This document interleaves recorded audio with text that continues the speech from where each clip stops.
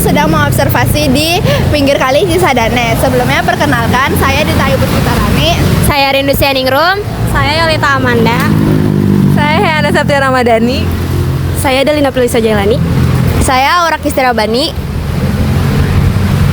Saya Muhammad Wana Sanjaya. Saya Valentino Alonso. Nah, jadi di video kali ini kami akan mewawancarai para pedagang yang ada di pinggir kali Cisadane dan juga mengambil sampel air yang ada di Sungai Cisadane. Latar belakang, Sungai Cisadane merupakan salah satu sungai utama di Provinsi Banten yang memiliki peran penting bagi kehidupan masyarakat, baik sebagai sumber air bersih, irigasi, maupun aktivitas ekonomi. Namun, dalam beberapa tahun terakhir, kualitas air Sungai Cisadane mengalami penurunan akibat pencemaran yang disebabkan oleh limbah domestik, industri, serta sampah plastik. Pencemaran ini berdampak negatif terhadap ekosistem sungai, kehidupan biota air, serta kesehatan masyarakat yang tergantung pada sungai sebagai sumber daya. Sampah yang menumpuk dapat menyebabkan banjir saat musim hujan. Sementara limbah industri yang mengandung bahan kimia berbahaya dapat mencemari air dan tanah di sekitarnya. Oleh sebab itu, kami akan menelusuri permasalahan pencemaran di Sungai Cisadane.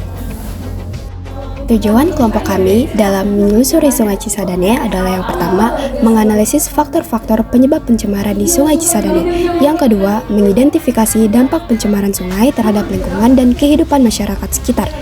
Dan yang ketiga adalah memberikan solusi untuk mengurangi pencemaran di Sungai Cisadane. Selanjutnya, kami mengambil sampel air Sungai Cisadane. Ternyata airnya berwarna keruh atau tidak jernih.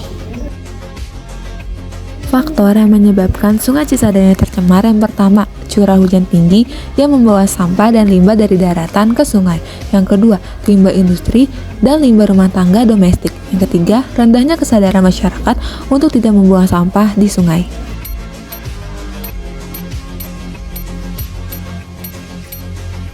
Dampak pencemaran Sungai Cisadane yaitu yang pertama, penurunan kualitas air dan berkurangnya ketersediaan air bersih.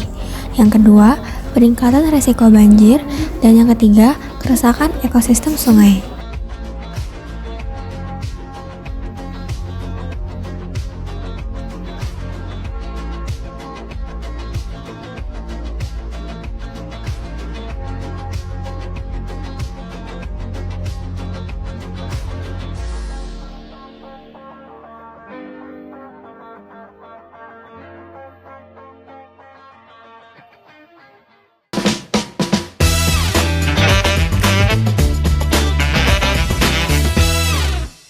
Selamat siang teman-teman. Kali ini kami akan mewawancara pedagang yang berada di dekat Sungai Cisadane. Ayo ikuti terus. Permisi, Pak. Jadi saya dengan Bapak siapa?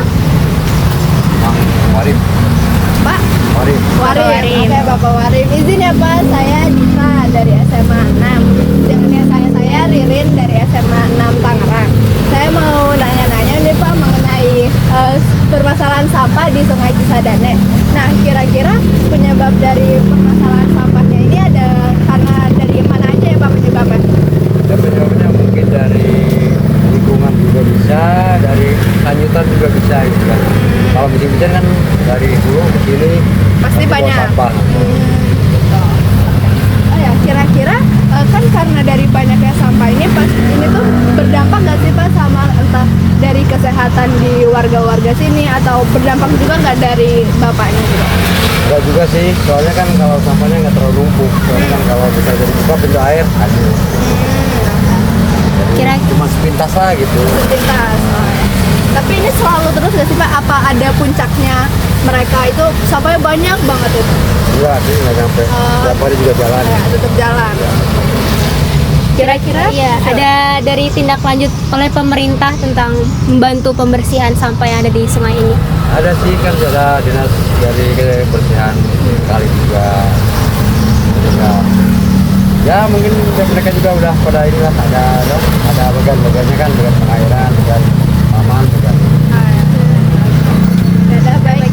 Terima kasih ya Pak. Terima kasih banyak. Terima kasih banyak ya Pak. Terima kasih Pak. Ya teman-teman, dari hasil wawancara kami, sebenarnya dari hasil wawancaranya tidak ada keberatan mengenai permasalahan sampah di sini. Tetapi tetap saja kita harus menjaga kebersihan lingkungan kita dengan tidak membuang sampah di sungai. Yap, betul. Pencemaran di Sungai Cisadane ini telah menyebabkan berbagai dampak negatif seperti menurunnya kualitas air, terganggunya keseimbangan ekosistem, serta ancaman kesehatan bagi masyarakat sekitar. Permasalahan ini tidak bisa diselesaikan hanya oleh satu pihak saja, tetapi memerlukan kerjasama dari berbagai elemen, termasuk pemerintah, masyarakat, dan industri. Pengelolaan limbah yang lebih efektif serta edukasi lingkungan bagi masyarakat menjadi langkah penting dalam mengurangi pencemaran sungai. Jika kesadaran dan tindakan nyata dalam menjaga kebersihan sungai terus ditingkatkan, maka kondisi Sungai Cisadane dapat diperbaiki. Dengan demikian, sungai ini dapat kembali berfungsi sebagai sumber daya yang bersih dan berkelanjutan bagi kehidupan masyarakat dan ekosistem di sekitarnya. Saran yang pertama, mendorong masyarakat untuk mengurangi penggunaan plastik sekali pakai dan lebih sadar dalam membuang sampah pada tempatnya. Yang kedua, memberikan sanksi tegas bagi pihak yang terbukti mencemari sungai, baik individu maupun perusahaan. Yang ketiga, memperbanyak fasilitas tempat pembuangan sampah yang memadai di sekitar sungai untuk mencegah pembuangan sampah langsung ke sungai. Yang keempat, mengadakan kampanye atau sosialisasi tentang pentingnya menjaga kebersihan sungai dan dampak negatif pencemaran. Yang terakhir, melibatkan komunitas lokal dalam kegiatan bersih-bersih sungai secara rutin. Menurut jurnal dari Direktorat Jenderal Pengendalian Pencemaran dan Kerusakan Lingkungan, Menteri Lingkungan Hidup dan Kehutanan Republik Indonesia tertera seperti di atas. Cukup sekian dari kami. Terima kasih. Wassalamualaikum warahmatullahi wabarakatuh.